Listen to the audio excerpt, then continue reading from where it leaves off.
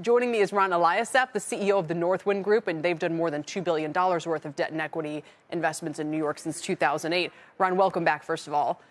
Thank you for having me, Kelly. Secondly, and it's a reminder that these things have to be rezoned. You can't just decide as a developer to make this conversion. How big a deal is this rezoning? How much flurry of activity do you think it will unleash? Well, it's a great first step in the right direction.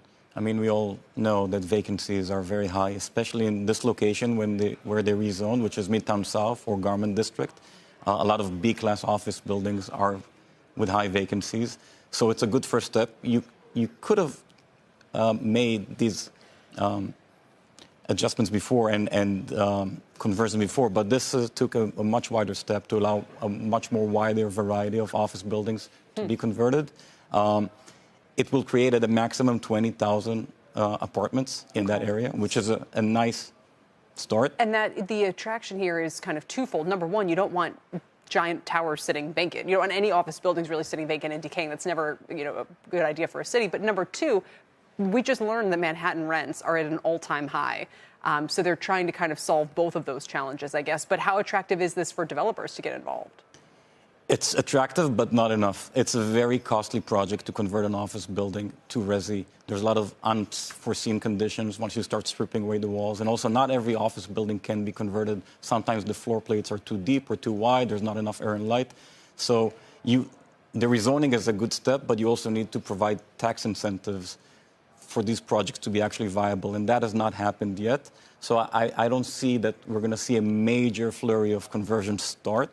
We've seen a few. There's about 6 million square feet being converted right now in Manhattan.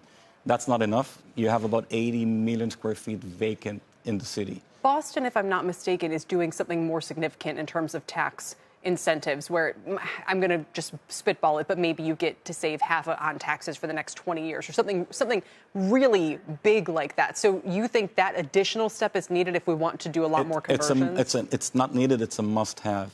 So there were programs in place, 421G, which is an equivalent to 421A, which basically says if you convert to resi, as long as you provide a certain percentage of affordable housing, 20% is the most common number, then we'll give you a tax break on your property tax for a certain duration of years to incentivize you to do the conversion.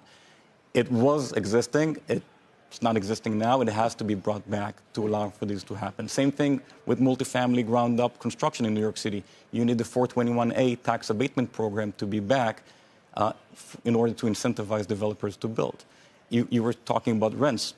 Studio rents 2 years ago, average studio rent was about $2,400 a month. It's now up to $3,200 a month. Wow, it's jumped over about $1,000 in 2 years. Yep. Wow. And salaries are not up at that same pace. So means there's not only just a housing crisis in New York City, there's also an affordability crisis. One-bedroom rents are up from $3,200 to over $4,200.